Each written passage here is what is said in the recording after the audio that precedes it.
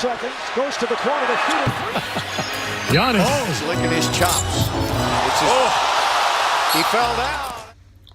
Hello, and welcome to the newest episode of The Debate Mates. I'm today your only host, Matthew Swanenberg. Now, Nathan is not here because he's in a play with Menchville. They're doing The Little Mermaid.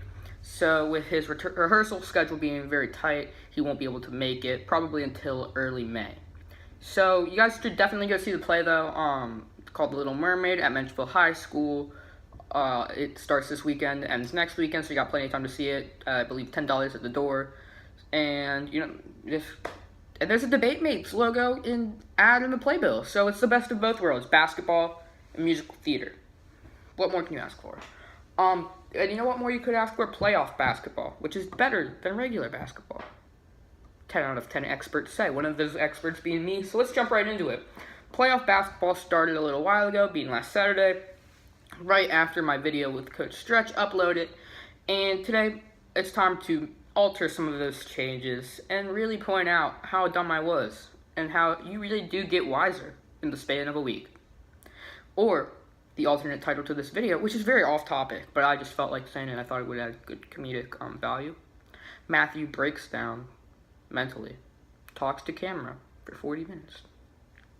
So it's up to you what you call it, but either way, let's get right into the basketball talk. Milwaukee versus Detroit, the most boring series, so we'll get it out of the way first. My goal to be done with talking about this by the 2-minute mark, so let's shoot for it. Milwaukee's up 1-0, they won by 40+, Blake Griffin's probably out for the series. That's really all you need to say. I mean, if you want to get into more detail, Andre Drummond did get ejected with a flagrant 2, or kind of early on in the game, so could they have hung around? Perhaps. Could I see them hanging around with Drummond? No. Drummond is a solid player. He was an all-star a couple years ago, or 2 years ago, I believe. But since then, he's never really reached that same height because with the other centers, they're shooting threes. They're shooting threes, shooting mid-range, and Drummond has not adapted to that yet. Maybe one day in the future we see Drummond shooting threes, but until he does that, he's not going to be able to win you a game in the playoffs, I don't think. Of course, they miss Blake Griffin. I mean, any team really would. But it's not giving them any excuses. Or it's giving them an excuse, but not a reason that they should win. So, Milwaukee, I still am sticking with my original pick. This should be a sweep. I would be surprised if any game is lower than 20. Is that too harsh? Maybe a little bit. But I predict Milwaukee destroying Detroit, just completely dismantling them. Having an extremely easy pass to the second round. Could that be detrimental to the team's mindset going forward? It remains to be seen, but will they be in the second round? I can guarantee it. On to the next series, we have Boston versus Indiana. And now, warning. If you like scoring, not high scoring, but scoring in general, and you are faint of heart, this series is for you. Because, if you were not faint of heart, I meant, because the last game was 84-74, final score. If I got an alert that said, score, Boston, 84, Pacers, 74, and it had no other context, I'd say, oh, okay, we better turn on the game, watch the fourth quarter. But no, this is the end of the game. We're talking 84-74. And the game, even though it was a 10-point game, the Pacers never really felt like they had a chance. Early on, they were playing well, took a lead by double digits, but you could kind of always tell that the game was in the Celtics' hands. They had the home court crowd behind them, and guys like Jaylen Brown really stepped up in the second half. Al Horford had a little 4 or 5-0 spurt to really bring the game in the Celtics' favor. He got a clutch and one that really brought the fans together, and Celtics rallied around that. Marcus Morris had a huge game. And my X factor before the series started, when Nathan and I were talking a couple weeks ago, I said Aaron Baines, because if he can contain Miles Turner and Domantas Sabonis and not let the Pacers really get in the paint, then they have a great chance of winning. And he did a really good job of doing that in the first round. First game, I mean. My second observation is, do the Celtics need Marcus Smart for the series? I don't think so.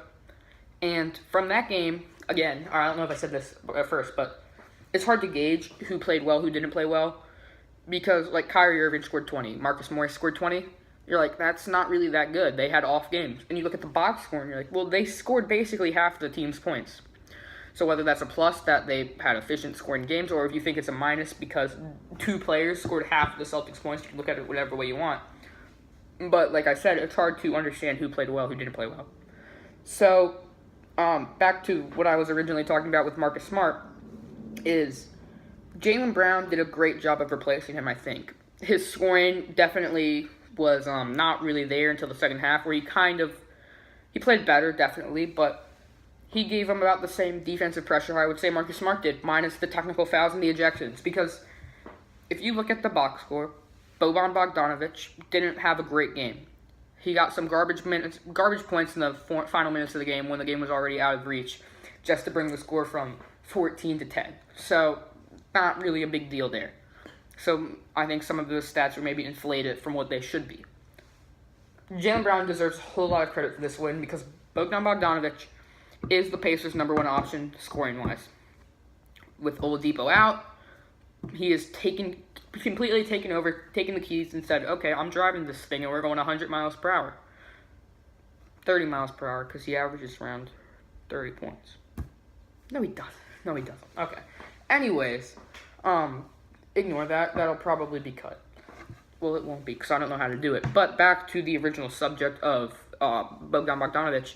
He's been playing great in the regular season. That obviously hasn't carried over to the postseason. The Celtics figured out how to get inside his head, not really give him the ball. Jaylen Brown had an amazing play in the first game. Bogdan was coming off a screen. Jaylen Brown was coming off right on him. Pass went to him. Brown tipped it. You can't see my hand, but he tipped it. And the Celtics got it, started a fast break, scored. A lot of momentum because they're playing in Boston. The only question for me is what happens in Indiana. Do the Celtics play really hard? Do they play really well? Do the Pacers fans get into their heads, cause the Celtics to get off their game? Does the momentum kill the Celtics of going to the Pacers gym? I don't know. But my prediction is Celtics winning in 5. I changed it from 6 to 5. Big game tonight, I think. This is really like having a 1-1 series or 2-2 series in my opinion because the momentum can shift either way. One of the worst things I think you can do, and this is what we'll get to later with the Warriors, is let a team win the game before they go to their hometown. And that might seem weird. You'd think, well, wouldn't they want to win on their hometown instead? But if the Pacers get a win, then the series is even. I'm a genius. I'm a great mathematician. So if the Pacers get a win, then the series is even going into their home court. And that's an advantage for them. That's why one of the biggest things is if you can steal game 1, then you have home court advantage for the most part because you have those next 2 games where you have the opportunity to go up 3-1 in your own gym. So, and then they'd have momentum coming off a 1-1 series where they had won the last game. So if they win tonight's game against the Celtics, then they have a great chance of not maybe winning, but getting some great momentum, winning a game 2, forcing this to 6-7, giving the Celtics a little bit more of a run for their money. But my prediction stays Celtics in 5. Now on to what has been one of the more intriguing series of the playoffs.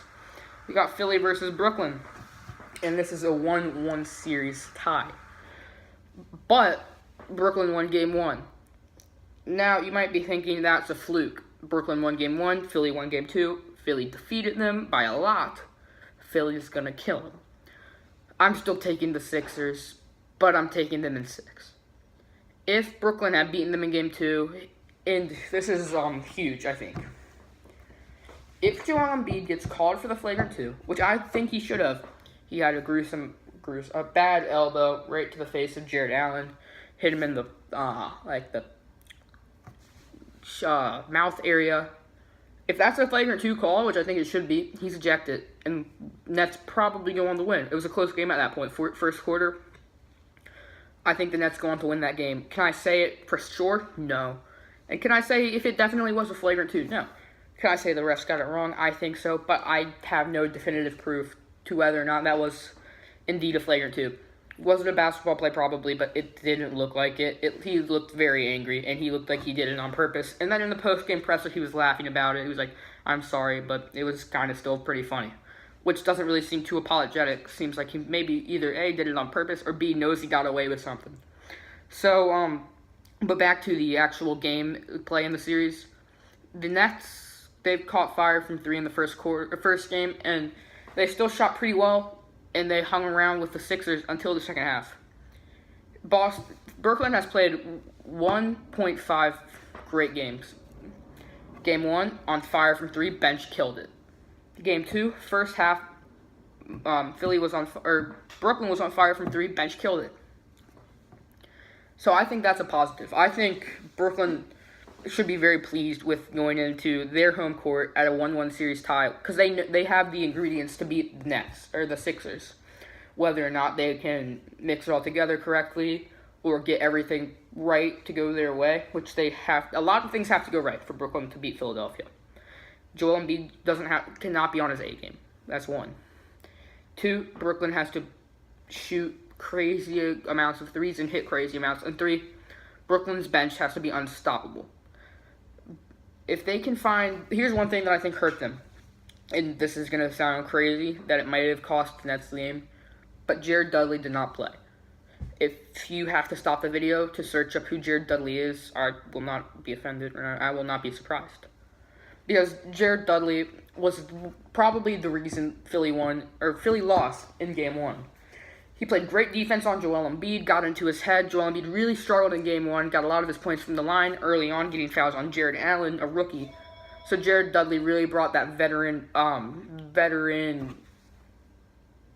leadership to the game, knew how to defend Embiid, knew how to do everything right. So I think if they get him back, he's a jolt of energy. The Brooklyn fans love him because he's been there, done that. He brings the energy plays. He'll get the charges. He'll draw the offensive fouls, whatever. He'll hit the big 3. So that's why I think he's needed for Game 3 if Brooklyn wants to win. I also think Spencer Dinwiddie and D'Angelo Russell have to play great again. And Joe Harris needs to show up a little bit more. I think Jared Dudley also, he was very good at guarding Ben Simmons. And Ben Simmons had 18, 12, and 10 in Game 2 without Dudley. I don't see that as a coincidence. Because Jared Dudley kind of has the same build as Ben Simmons, and they don't let him shoot threes. So once he's in the paint, it's neutralized, really. So Dudley, I think, is a great matchup on Brooklyn's side for Simmons. He has great foot speed. He's got great size. So if they can get him back to guard Simmons, get the height over him, I think that's great. Because Brooklyn's bench, like I mentioned, has to be great in order to beat the Sixers. My predictions stay: Brooklyn loses in 6. I give Brooklyn tons and tons and tons of credit because they put themselves in a position where they have a chance to win the series. They have as good of a chance as Philadelphia right now, because it's 2-2. They have 3 home games left. Philadelphia has 2. It's home court advantage now for the Nets, 3-2. If they can win, right now it's the best 3 out of 5 series. Whoever wins those 3 wins and goes to the second round. One good thing for Philly, if they do advance, they've been really battle tested, same as the next team, which we're getting to right now. Toronto versus Orlando. Now, I have to be completely honest. I looked at this series, and the casual NBA fan side of me came up and said, yuck, that is disgusting. I am not watching that. But then I looked into the intelligent part of my brain and realized this might not be that bad. But last night proved that it could be. Here's what needs to happen in order for Orlando to win, which we saw. And they only won by 3 in Game 1. DJ Augustine has to play amazing. Kyle Lowry has to score 0. Can they bottle that up and give them 3 more wins that way? I doubt it. But they only won by 3. And Toronto's all-star guard, Kyle Lowry, scored 0 points. 2 more of those 3s fall. We're looking at a 2-0 series lead for Toronto. And they really stamped down, put the pedal to the metal, dismantled Orlando in Game 1. Or Game 2, I'm sorry. So we'll see what happens. Orlando isn't known for having the greatest fan base in the world. They've kind of struggled as a team. Now that they're in the playoffs, we'll probably see more of those fans show up and maybe try to get into Toronto's head. But Kawhi, Kyle Lowry, Pascal Siakam, I don't see Orlando winning another game. Because, I mean, I know it's kind of like what I mentioned with Philadelphia, Brooklyn, where it's like, well, Brooklyn has in a good position. They have home court advantage for all intents and purposes. But they're more talented. They play harder. Toronto, if they can, which they've done a great job of, slow down Vucevic, then they've won, in my opinion, because Aaron Gordon is not the all-star that he has the potential to be yet. Maybe one day, but I don't see it happening in this series. Terrence Ross has been Terrence Ross, which is not an all-star. And finally, DJ Augustine played really well in Game 1. And you're not really going to get that from him Game 2, Game 3, Game 4, Game 5, however many it goes. So, I take Toronto in 5. I think Nick Nurse and Kyle Lowry got the bad taste of a bad Game 1 out of their mouths. Danny Green is my X factor for if they can continue on. If he can hit threes and knock Orlando out early as a starter and guard Aaron Gordon, guard DJ Augustine, stop them from getting hot early, then this series is as easy as over for me, or as good as over. Now we're going to move on to the West, where we've got some great excitement going on. First of which is the most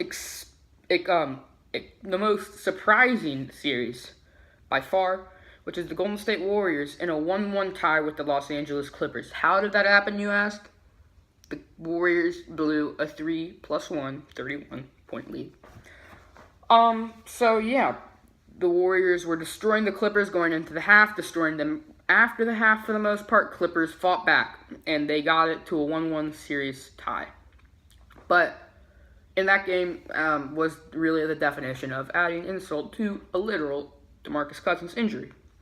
DeMarcus Cousins in that game early on, early minutes of the game, dove on the ball, or was just sprinting towards a loose ball, had a non-contact leg injury, fell over, torn quad, most likely out for the playoffs. Steve Kerr is trying to figure out a way that he can maybe weasel him in, expecting that the Warriors make it to the finals, which is what I'm going to talk about now before I get back to the Clippers series.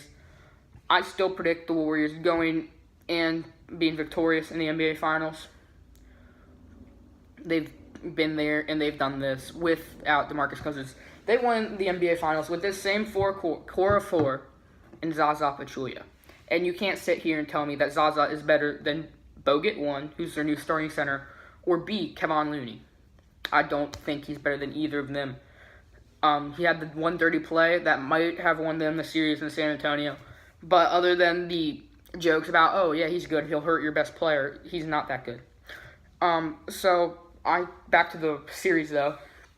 One thing that I really wanted to say. This is one of the main reasons I wanted to do this video. 1, to get the information out, and 2, just to say this.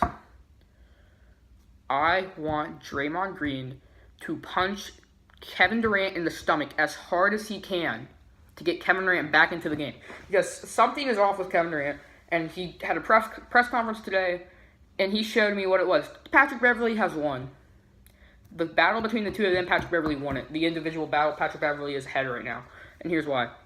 Steve Kerr, Kevin Durant needs to be more aggressive, and he does. Kevin Durant is averaging 22 points, 12 field goal attempts, and shooting a high percentage at 54. Who's guarding him? Patrick Beverley. And he's probably, if we're being honest, not even 6 feet tall. Durant literally has a foot on him. And Kevin Durant acknowledged that in the postgame. He said, and I'm not quoting, if I wanted to shoot over him every time, I could. I could score every time.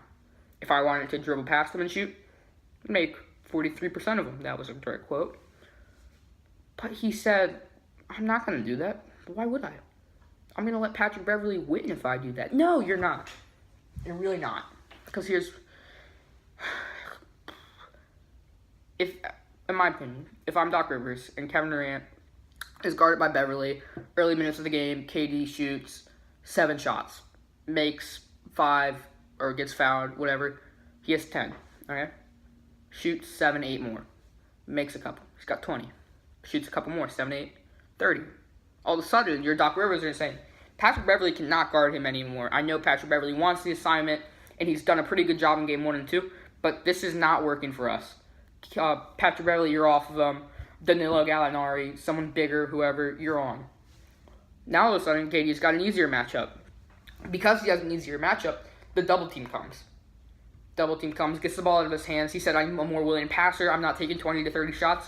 Double team comes. He doesn't need to take 20 to 30 shots because now all of a sudden you got someone under the basket. You got someone open for three. You've got Curry running corner to corner, edge, top to top, whatever. Getting open for three.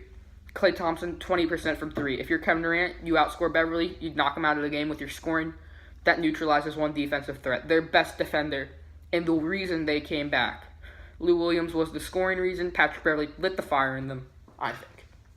And Kevin Durant didn't have much to do with it. He kind of let Patrick Beverly walk over him. And Kevin Durant is too good of a player to let that happen to him. He's my favorite player, and this is probably the most mad I've ever been at him. Because he defended it, which is weird, because he needs to acknowledge the fact that, yeah, you know what, Patrick Beverly's in my head. I'm going to admit it. That's why I'm not taking a lot of shots. He's just in my head. I'm trying to do stuff. It's not working.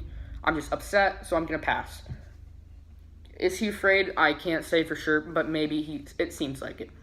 And he needs to be taking 20 to 30 shots a game. And that's not even it's not even selfish. He's like, yeah, well, that'll be to the detriment of the team. And Steve Kerr said, you need to take 20 to 30 shots. I need you to take that many. But Kevin Durant's like, no, that'll be to the detriment of the team. What's to the detriment of the team is Kevin Durant taking 12 field goal attempts per game. He is the best scorer in the world. Not Harden. Harden doesn't do it efficiently. He doesn't have the same tools. KD can shoot the mid-range, shoot the three, drive. Free throws. Harden can shoot the three, drive, free throws. Can't shoot mid-range. Doesn't want to. KD can do that. KD is probably the best player, arguably the best player in the world. In my opinion, he is the best player in the world. So it's crazy to me that you have arguably the best player in the world, the most talented player in the world, probably the most versatile player to ever walk the planet of Earth, 7 feet tall, can shoot from anywhere. And you're taking 12 field goal attempts a game, and then you're going to justify it and be like, well, I don't know. To me, that shows one of two things, He's done with Golden State. He's like, I'm just here until the season is over. I'm doing whatever, and then I'm gone. I don't care what you say. Or B, Patrick Beverly is in his head and has convinced him that, hey, I don't want to go up against him. He's got something on me. That is to the detriment of the team. And whichever it is, like I said, Draymond Green needs to do something. Steph Curry needs to do something. Someone needs to do something to tell him, KD, you know what's to the detriment of the team? You taking 8 shots in a loss. Is that a coincidence? I don't think so. 4 fouls are offensive, most of them on screens. Because he doesn't have the ball in his hands, he's trying to get other players open because he doesn't want the ball to shoot it. So, in my opinion, yeah, that's more to the detriment of the team than you taking 20 to 30 shots. Now, do I not know something in the locker room? I can't say. But to me, from the outside looking in, Kevin Durant needs to take more shots. By the way, Warriors winning in 5, in my opinion. Quick nod to the Clippers because I just went on a rant about KD. Great job. Great comeback. They deserve a lot of credit. They won the game. It's not that Golden State lost it, which they did with their turnovers and missed shots and just no lack of energy. But the Clippers won it. Lou Williams played great. Defense picked up. All credit to them. But I don't see this going far because the Warriors are just far too good. And Warriors fans travel. I 100% am faithful that 50% of the crowd in Staples Center will be Golden State fans. So it's not really like home court advantage. I think home court advantage with them, at least in California, travels.